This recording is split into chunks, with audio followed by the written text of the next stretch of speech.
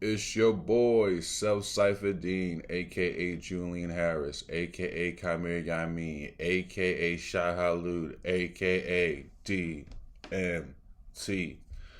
So, I'm here today, video number 4. Really doing some more experimentation on how I want to engage the camera, how I want to engage the audience.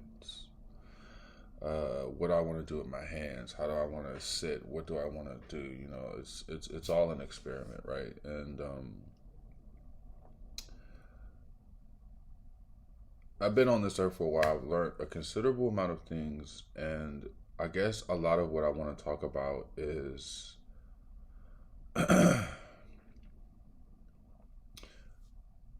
consciousness, self awareness, evolution, and the powers of consciousness, right? So, without getting into any doctrine, right? Without referring to anyone particular or sourcing anything, I think, in the beginning, we become aware that we exist.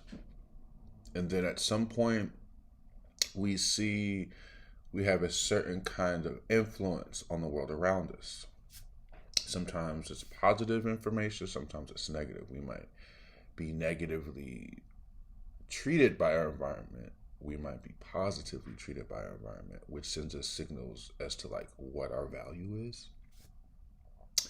And then if you have like this preconceived set of values, that really does gridlock you into your learning process. It gridlocks you into what you think is possible. It gridlocks you into what you will be open to. Depending upon like your first experiences as a cognitive individual, like, oh, do people like me? Oh, do people not like me? Oh, do people like abusing me? Oh, do people like pampering me?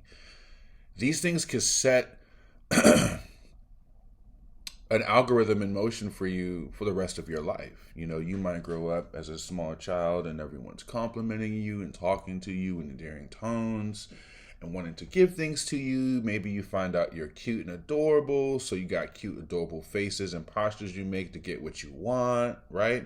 But then, like, what if you are in an environment where you're kind of told you don't have value, where you're told that, like, you are in the way, that you're not worthy of the time of the individuals you want to be close to? I would assume you'd have a very different perspective on what's possible for you, what kind of life you could have. Could you envision a world where you're spending time with people that cherish you when you're only have been exposed to an environment where you're either being neglected or abused? And so all this being said, it's like at some point we all have these particular kinds of experiences that set us in motion, but then like you wake up one day and you're like, is this the life that I want to live? Is this the person that I really feel is me, that I want to be, And everyone doesn't have that opportunity to have those moments. Some people are so caught up trying to survive that they don't ever have a moment to sit with themselves and go, I am here. These are the things that I stand for. These are the things that I don't stand for. Then you explore why you stand for and don't stand for certain things and where those things come from, right? Because then you have to do this deep investigation of yourself. And in the process of this investigation, you might find that there are components of your personality that you want to dismantle. And then there's other components of your personality that you begin to experience as, wow, I'm starting to feel my power, my value, my worth in those things. And really having to not only just investigate these parts of you, but really begin to kind of consolidate the things that you really know about yourself, that you want to celebrate more, that you want to get better at, and then finding ways to like gradually and gracefully and compassionately remove particular psychological barriers, and emotional barriers, right? Psychological, what you think, but then the emotional is like how you feel. Like, how do you feel like you're capable? Feeling capable will determine whether you're capable or not. You know, like you might not be ready at the moment, but like if you feel capable, you're like, well, I don't know this stuff, but I want to know this stuff, right? So you're like, where do I go to get the knowledge to learn about that thing? Who do I talk to get this knowledge so that I can go beyond where I am, so that I can be a part of that reality that something deep in me calls? For example, I love dancing. Dancing and moving my body has always been a part of my life. I've been a martial artist all of my life, and so moving has always been something that I understood. I understood something deep about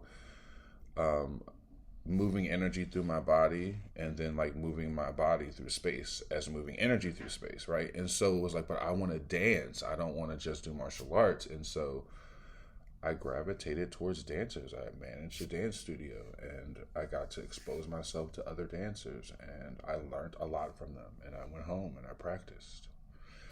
And I ultimately worked on my dancing personality more so than a lot of stuff. I have a couple little techniques, things that I do that I'm happy with, but it was mostly about the physicality, about being in touch with my body. And I needed to be around people who are already in touch with their body. I needed to see the way they moved and swayed, the way they locked and popped, the way they expressed whatever visceral energy they had going on. And it took me some years.